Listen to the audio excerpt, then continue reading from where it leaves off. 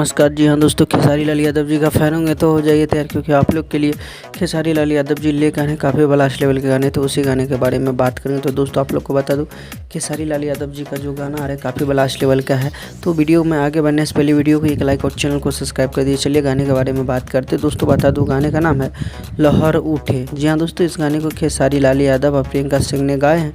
दोस्तों बात करते हैं गीत का, तो गीत है छोटू यादव जी का और इस गाने को म्यूजिक से सजाया है अभिषेक गुप्ता जी। फाइनली इस गाने को जो है 12 तारीख को सुबह में 6:15 में इस गाने को रिलीज़ किए जाएंगे blue beat Bhojpuri YouTube channel के माध्यम से, जो कि गाना काफ़ी बेहतरीन है और आशा विश्वास है ये गाना आप लोग को काफ़ी पसंद आएगा। वैसे तो खेसारी लाल यादव जी का एक से एक ब्रांडेड सॉन्ग आ रहा है।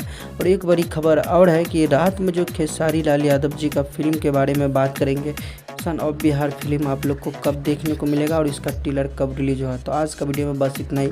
मिलते हैं नेक्स्ट वीडियो के साथ, तब तक के लिए bye, take care, love you all, धन्यवाद दोस्तों।